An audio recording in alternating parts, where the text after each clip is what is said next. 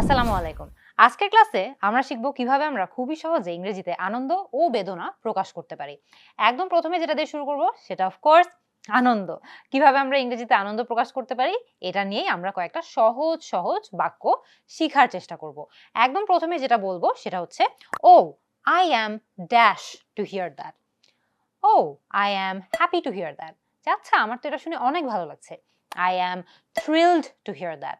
O I am thrilled to hear that. I'm excited to hear that. I am ecstatic to hear that. Ecstatic মানে অনেক খুশি।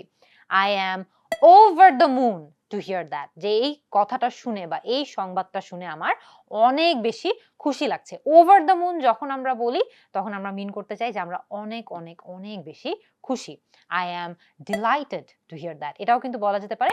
এর অর্থ হচ্ছে যে আমার খুবই ভালো লাগছে এই সংবাদটা শুনে বা এই জিনিসটা শুনে আমার অনেক বেশি ভালো লাগছে। আরেকটা যে সেন্টেন্স আমরা শিখবো সেটা একটু শর্ট বাট খুবই easy. How dash, how amazing, how fantastic, how terrific. এখানে খেয়াল করে দেখবেন আমরা কিন্তু হাউ ড্যাশ বলেছি।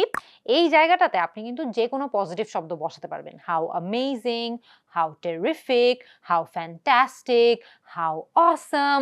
আপনি যখন খুব মানে এক্সাইটেড ভাবে প্রকাশ করতে চাচ্ছেন যে বাহ অনেক ভালো হয়েছে, তখন কিন্তু আপনি এই সেন্টেন্সটা ইউজ করতে পারবেন। তাছাড়া আপনাদেরকে আরেকটা সেন্টেন্স একটু শিখাই। হোয়াট আ অথবা অ্যান ড্যাশ নিউজ। আ অথবা অ্যান আপনার যদি ভাওয়েল সাউন্ডিং ওয়ার্ড দিয়ে শুরু হয় তাহলে কিন্তু আপনি অ্যান ব্যবহার করবেন। যদি কনসোনেন্ট সাউন্ডিং ওয়ার্ড দিয়ে শুরু হয় তাহলে আপনি এ ব্যবহার করবেন। হোয়াট আ ফ্যান্টাস্টিক নিউজ অথবা what an amazing news, what an incredible news, what a superb news. খেয়াল করে দেখবেন আপনি কোনো একটা সংবাদ শুনলেন, সেটা যে অনেক ভালো একটা সংবাদ সেটা যদি আপনি প্রকাশ করতে চান তাহলে হোয়াট আ অথবা অ্যান ড্যাশ নিউজ এই সেন্টেন্সটা ব্যবহার করতে পারবেন। ব্ল্যাঙ্কে জাস্ট আপনার মতো করে অ্যাডজেক্টিভ বা পজিটিভ শব্দ বসিয়ে দিলেই কিন্তু হয়ে যাচ্ছে। এরপরে আপনাদেরকে যেই সেন্টেন্সটা শিখাবো সেটা হচ্ছে আপনি কোনো একটা ফিলিং হয়তো বা খুব বেশি করে অনুভব করছেন, খুব খুশি ফিল করছেন। কিভাবে বলতে পারেন? I feel like I am dash. I feel like I am over the moon, মানে আমার অনেক ভালো লাগছে। ওভার দ্য মুন আবারও বলে দিই এটা একটা ইডিয়াম যার অর্থ হলো আমি অনেক বেশি খুশি ফিল করছি। I feel like I am on cloud nine.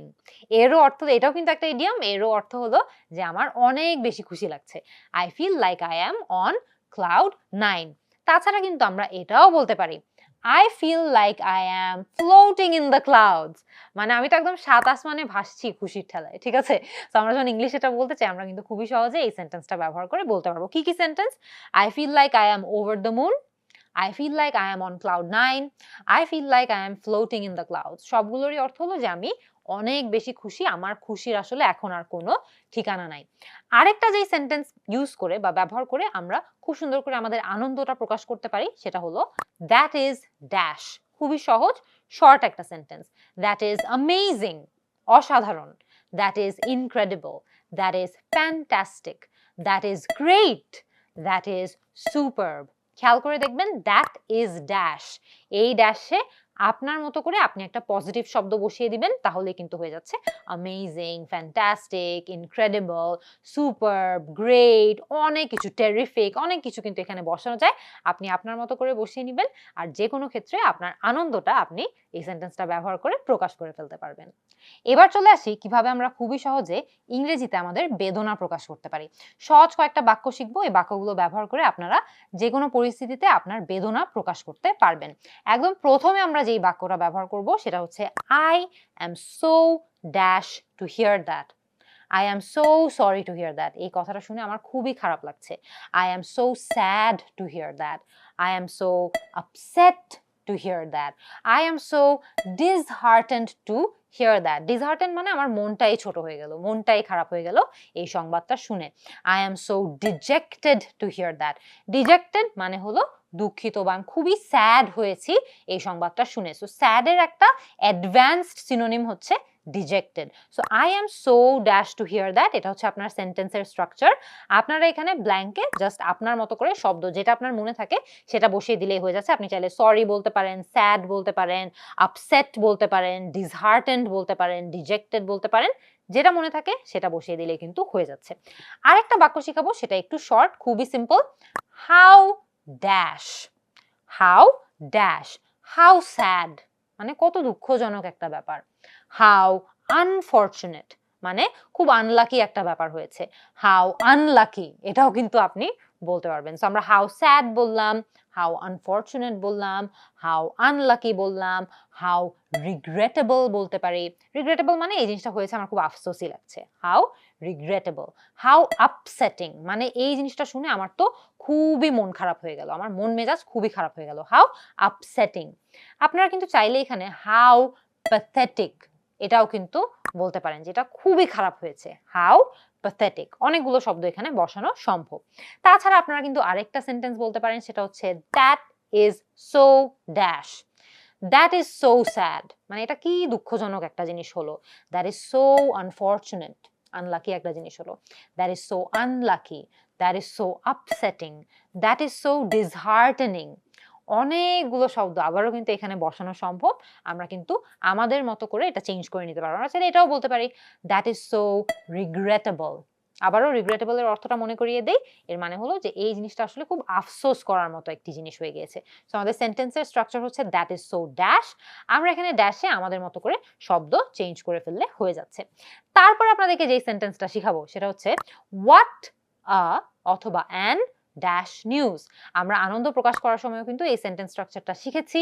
Sentence structure একদম সেম রয়ে গিয়েছে, জাস্ট মাঝখানের শব্দগুলো, ড্যাশের শব্দগুলো চেঞ্জ হয়ে যাচ্ছে। হোয়াট আ ড্যাশ নিউজ অথবা what an dash news. What a sad news, সংবাদটা আসলেই খুব খারাপ। হোয়াট অ্যান আনফরচুনেট নিউজ, খুব দুঃখজনক একটা ব্যাপার হয়েছে। What a sad news, what an unfortunate news, what an unlucky news, what an upsetting news. সবগুলোরই অর্থ হলো যে এটা শুনে আমার মনটাই খারাপ হয়ে যাচ্ছে। হোয়াট আ রিগ্রেটেবল নিউজ মানে এই নিউজটা শুনে আমার খুব আফসোসই লাগছে। What a regrettable news. আরেকটা আপনাদেরকে বাক্য শিখাতে চাই, এটা খুবই সহজ, খুবই ছোট। What a dash, what a dash, what a PT মানে এটা শুনে তো খারাপই লাগছে। What a PT. অথবা আপনি বলতে পারেন হোয়াট আ স্যাড নিউজ, যে কি দুঃখজনক একটা নিউজ বা সংবাদ। What a pity, what a sad news. আপনি চাইলে কিন্তু এটাও বলতে পারেন what a let down. What a let down. Let down মানে হচ্ছে ধরেন এমন কোনো একটি জিনিস যেটা থেকে আপনার অনেক বেশি আশা ছিল, কিন্তু সেটা আসলে আপনার আশা পূরণ করতে পারেনি, সেটা খুব ডিসঅ্যাপয়েন্টিং হয়েছে, হতাশাজনক হয়েছে। তখন আপনি বলতে পারেন হোয়াট আ লেট ডাউন। আমরা কি কি শিখলাম? What a pity, what a sad news অথবা হোয়াট আ লেট ডাউন। এগুলো সবগুলোই কিন্তু আপনি খুব যখন আপনার বেদনা প্রকাশ করতে ইচ্ছা করছে, দুঃখ প্রকাশ করতে ইচ্ছা করছে, এরকম পরিস্থিতিতে ব্যবহার করতে পারবেন। আশা করি আজকের এই ক্লাসের পরে আপনারা খুবই সহজে বিভিন্ন পরিস্থিতিতে কিভাবে আমরা আমাদের আনন্দ প্রকাশ করতে পারি, কিভাবে বেদনা প্রকাশ করতে পারি তা সম্পর্কে সম্পূর্ণ একটা ধারণা পেয়েছেন। আগামী ক্লাসে আপনাদের সবার সাথে আবারও দেখা হবে।